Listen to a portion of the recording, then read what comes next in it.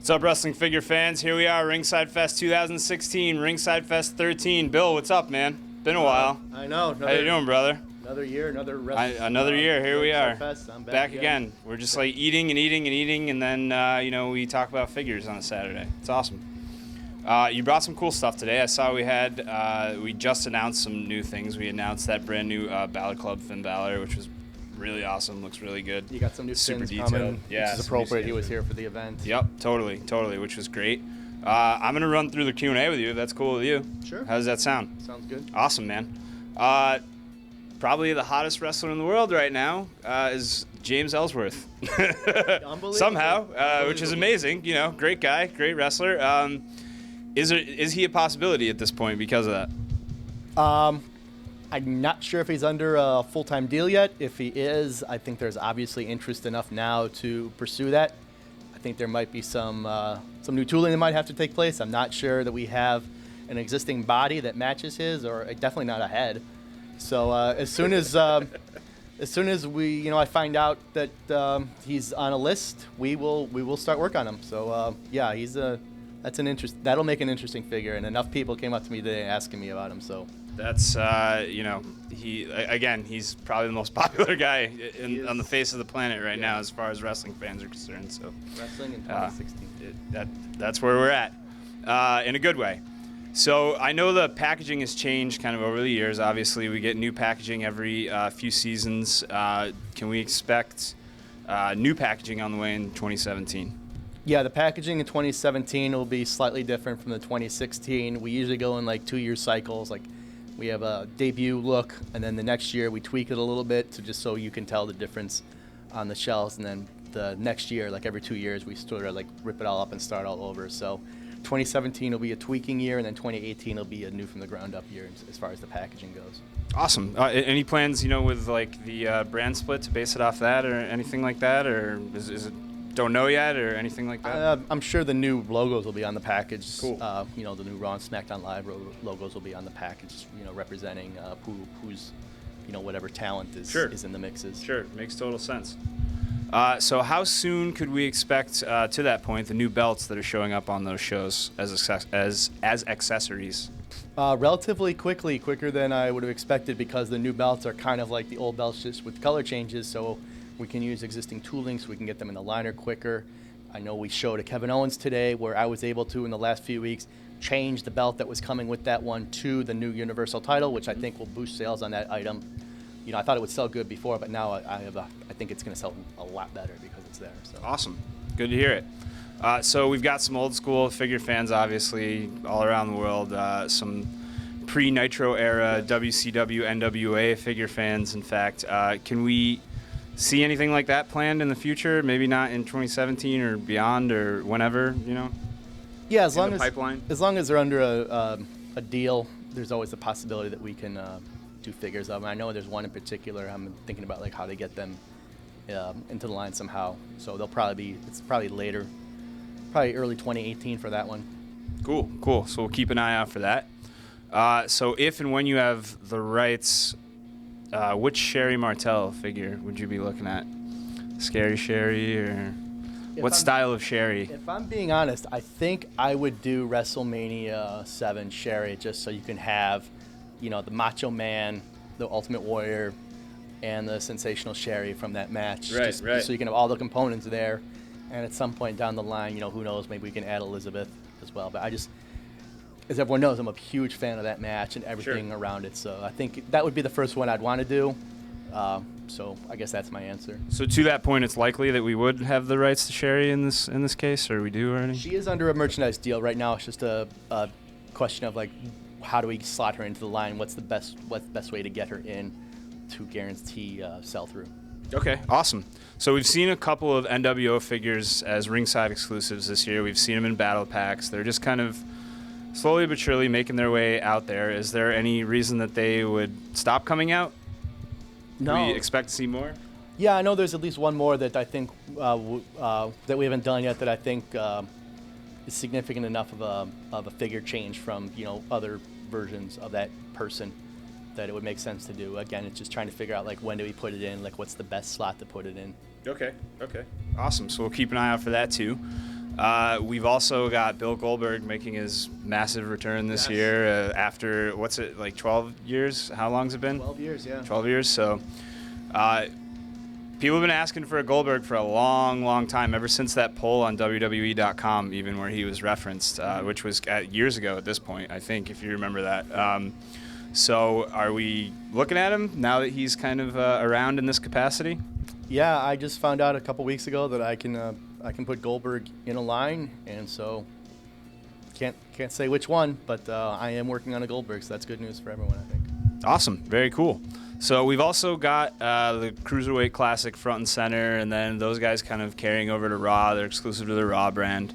How about like TJP, Brian Kendrick? I know, we've been waiting for that for a long time. Yeah, some of the people on that Cruiserweight tournament are under WWE deals, which means I can make their figures. Some of them are on paper appearance deals, which means I don't have the rights yet. But on those two instances, I believe I do have the rights to make those figures. So, at some point, it should be expected that they will be in future lineups.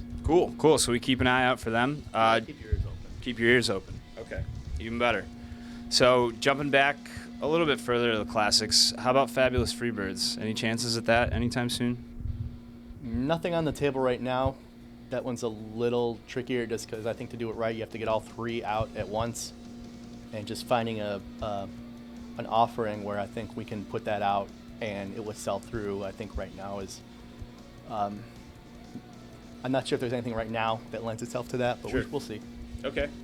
So one thing that's kind of back on the table now that he's on TV a lot more, Mick Foley. So is it possible that we'll see more faces of Foley? I know we've missed maybe one at this point. Back in Cactus Jack was out 48. there. Okay. Mankind and Dude Love are on the table. I know Dude Love we haven't done Dude Love yet. I think there's some anticipation for that. I know I definitely want to Mattel Dude Love just for myself. So that would be awesome. That's pretty heavily colored though, right? Is it? I don't want to set you up for a specific look yet, but wouldn't that be difficult to fit him into a standard line?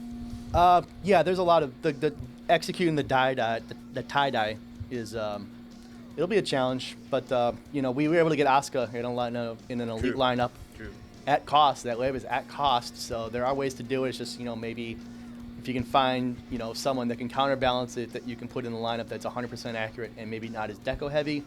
It's just all it's all balancing, and then at the end of the day, if it comes in on cost, everyone's happy, and hopefully everything sells out, and my company makes money. Awesome. So I'm seeing a bunch of names over here, and I'm not going to rifle off all these names, but one of them happens to be my favorite wrestler of all time. But the question really is, wrestlers that have already been made as figures, is it possible that people that have already been done that have another gimmick, can they show up again with like that different gimmick in the line? Oh yeah, definitely. I mean, if you've seen it with like Foley, we're doing every version of Foley. We did Tugboat, Typhoon, and Shockmaster all in 1 year. So it's just again, it's figuring out like what's the best way to put this out, and if we think it'll if we think it'll sell enough to justify the inclusion in the line. So someone like we could just like a Papa Shango. We've done Godfather. Sure. I personally love Kama the Supreme Fighting Machine as a visual. So it's if I ever want to do that, it's like how do I figure out like what's the best way to actually put out Kama the Supreme Fighting Machine that we think would get people excited and sell out and in the most appropriate manner. All right, awesome. I'll be waiting to check those ones out. I saw again. I'm not sure what name that I really like was on the list, but he was there, and so he's a possibility, maybe. So we were talking about Sherri before. Mm-hmm. Any other kind of classic divas like that? Like maybe Moolah, Wendy Richter, another Elizabeth. Yeah, there's always a possibility for the ones I know. I know of a few female managers from back in the day that are under WWE Legends deals, and again, it's the standard answer you probably were thinking about already in this Q&A, just figuring out what's the best place to put this out. Well, it has to make sense, right? Not just for the line, but for who they're paired with. Yeah, it's you got to satisfy the people that just want to buy stuff from back in the day, the people that are buying now, the people that just want to buy a Cena because their kid knows Cena. So the line serves so many masters. I've said this year over year. It's just trying to figure out like what's the best way to put it all out so everyone is happy.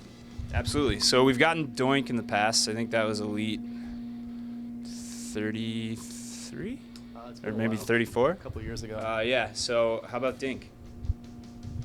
Dink is not likely at the moment. I don't think he's under a deal, and if he was, I think there's some tooling because his body is so unique that would maybe make it a little prohibitively expensive. So. Yeah. If he shows up on TV as like a weekly occurring character, that would probably increase chances, but who knows at this point. So essentially, showing up on TV as a weekly occurring character makes things very likely for certain characters, maybe niche characters that people want. Yeah. Makes sense. So how about speaking of titles, any chance at NXT Tag Titles in the works, or any idea you'd put them with? As an accessory? As an accessory, yep. Yeah, we definitely know people want belts to go with figures, so those are in the works. Okay, cool. Also, people have been asking about the Hall of Fame line. You know the status of the Hall of Fame line right now?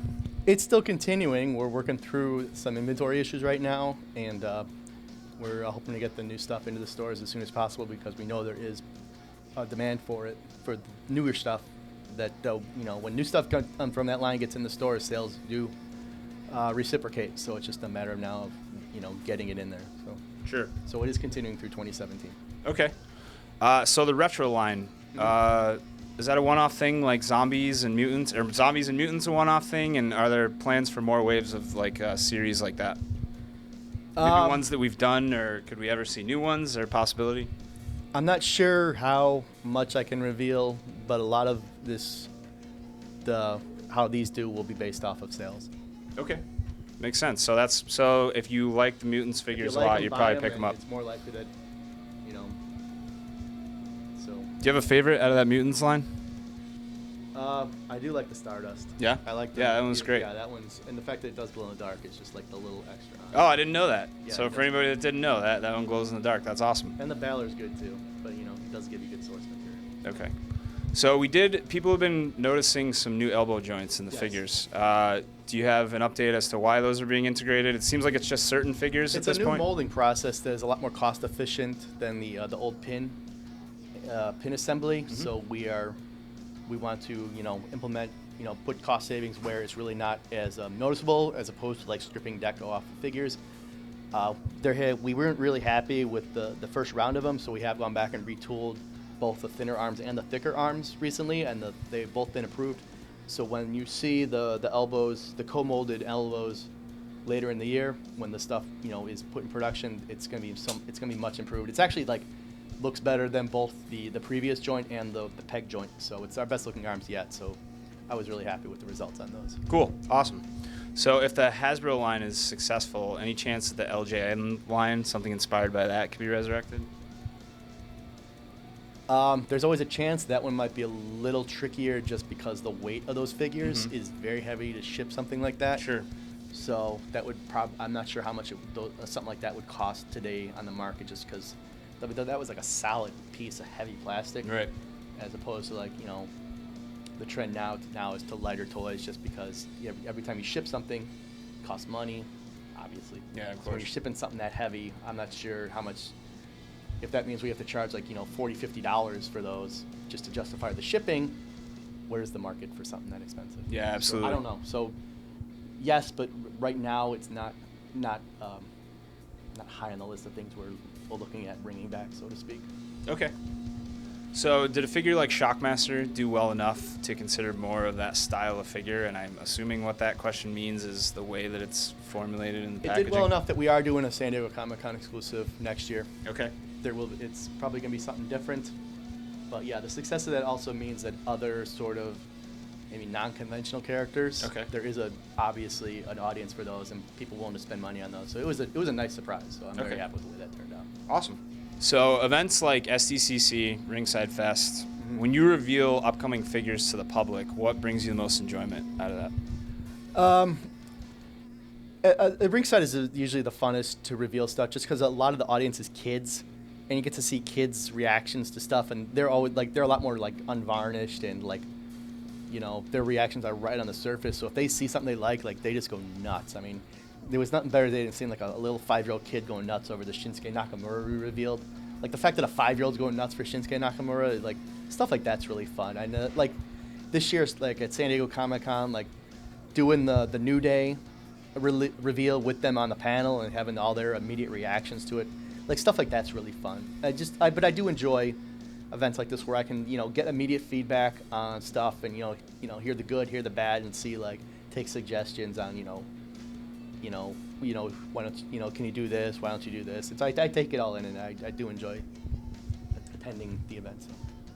They're fun. It is fun, actually. And it's good to see you, as always. Makes me happy. Yeah, I'm getting old. So am I. Are the Kmart 3-packs done or more coming? I think that might be done. I'm not sure, but I think the last one we shipped is the last one. Okay. So for the new Chase Series figures, I've seen a few of those. There's some belts, but there's also some that come with the bonus Slammy Awards. Are those going to be for every character in the series and for every basic coming out? I believe it's going to be with, for the first few waves of the year, there's a chance to get a Slammy with some of those figures. I don't exactly know the entire distribution method behind it, but this year it's the Slammies, and this year was the belts, next year is the Slammies, and now we're brainstorming like what are we gonna do for 2018. So it's always trying to figure out we do that to like get like a initial sort of like lift at the beginning of the year. So cool, awesome. So that wraps it up, man. I appreciate you answering the questions for me. problem. It's good to see you as always. Good to see you too. And we'll see you in 2017, hopefully. Yeah.